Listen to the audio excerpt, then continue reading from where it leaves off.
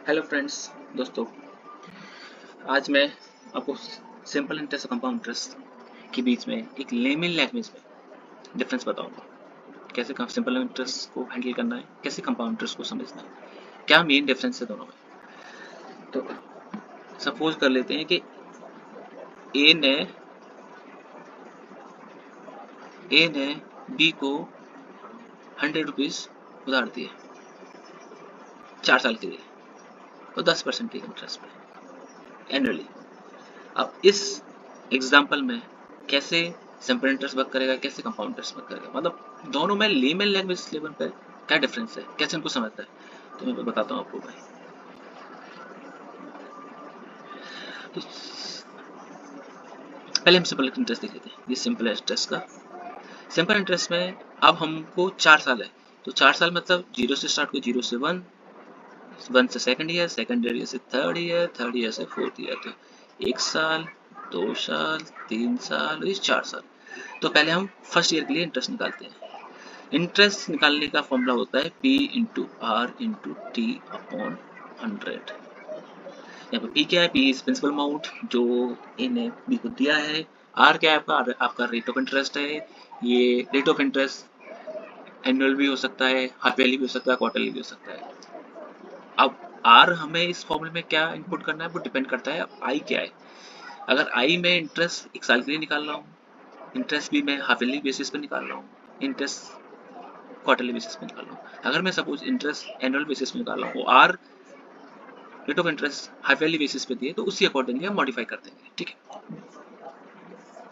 और टी क्या है? पे टी क्या टाइम है।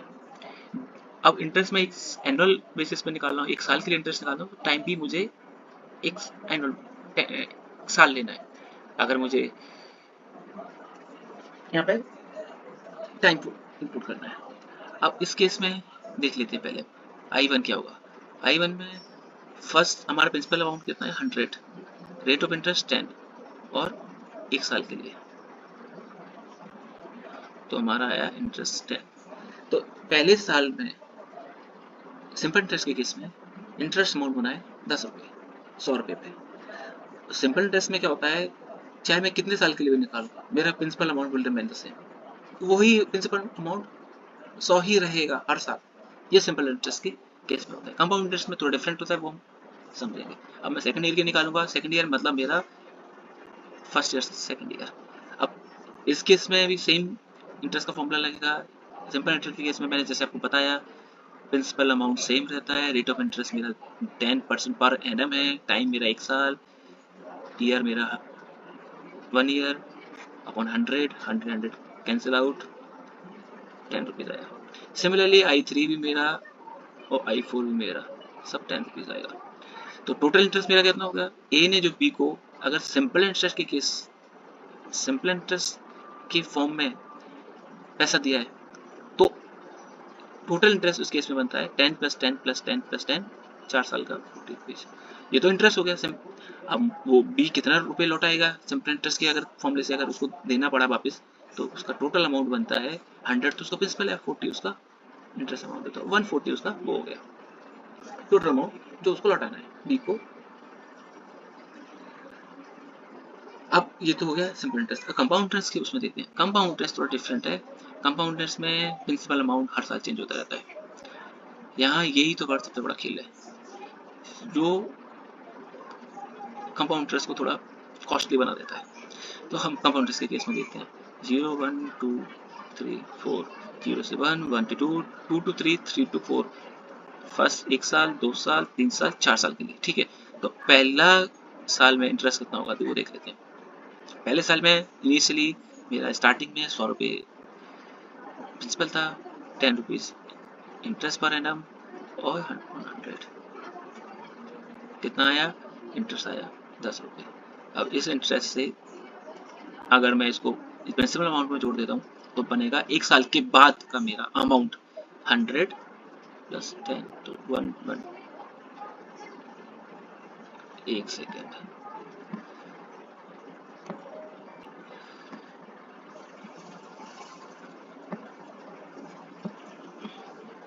आपका 1 साल बाद इंटरेस्ट बना, टोटल 1 साल बाद आपका टोटल अमाउंट बना 100 प्लस 10, 110 रुपये। अब 110 रुपये आपका कंपाउंड इंटरेस्ट केस में फर्स्ट ईयर में अमाउंट बन गया। अब ये अमाउंट नेक्स्ट ईयर के लिए प्रिंसिपल बन जाएगा। जो सिंपल इंटरेस्ट के केस में था कि हर साल 100 रुपये ही मेरा प्रिंसिपल अमाउंट रहेगा, सारी कैलकुलेशन 100 रुपये की होगी, अमाउंट चेंज नहीं होगा।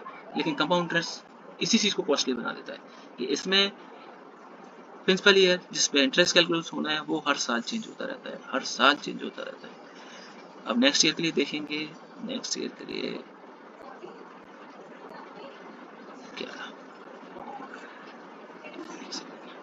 11 प्लस आपका 110 प्रिंसिपल, तो आपको टोटल अमाउंट हो गया आपको जो एक साल बाद, एक साल नहीं बल्कि सेकेंड ईयर के बाद जो अमाउंट बना है वो बना है 121 रुपीज। अब ये 121 rupees will become the principal for third year. Third year के लिए भी कैलकुलेट कर लेते हैं इंटरेस्ट फॉर कंपाउंड इंटरेस्ट। तो 121 इंटू 10 इंटू 1 अपॉन 100, तो ये है 12.1। 12.1 तो आपका इंटरेस्ट हो गया। और थर्ड ईयर के एंड में अगर मुझे बोला जाए कि अमाउंट कितना होगा, तो अमाउंट होगा after third year will B 121 plus 12.1, that will become 133.1। Third year के बाद ये मेरा इंटरेस्ट था, इंटरेस्ट नहीं, ये थर्ड ईयर के बाद मेरा टोटल अमाउंट हुआ।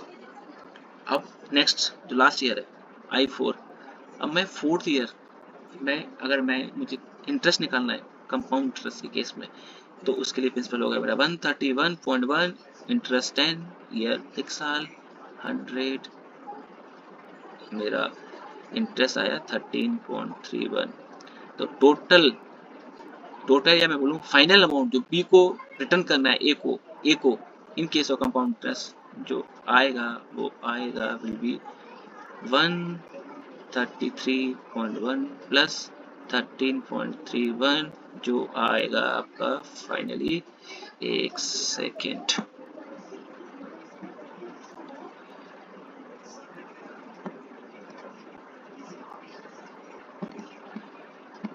जो हमारा अमाउंट आएगा आफ्टर फोर्थ ईयर और final year will be principal amount plus उस साल का इंटरेस्ट 13.31 जो आया 146 1 आ नहीं रहा कि फोर्थ ईयर के एंड में इंटरेस्ट बनेगा कंपाउंड इंटरेस्ट के केस में 13.31 आपका इंटरेस्ट बना कंपाउंड इंटरेस्ट के केस में fourth year is my last year. तो फाइनली बी को ए को जो रिटर्न करना है वो अमाउंट होगा विल बी 133.1 प्लस 13.31 146.41। तो ये बी को ए को रिटर्न करना है आफ्टर 4 ईयर कंपाउंड इंटरेस्ट के केस में। तो आपने देखा कि कंपाउंड इंटरेस्ट के केस में फाइनल अमाउंट जो बी को लौटाना है वो 146.41 है, और सिंपल इंटरेस्ट के केस में जो उसको लौटाना है 4 साल में ही वो 140 रुपीज है।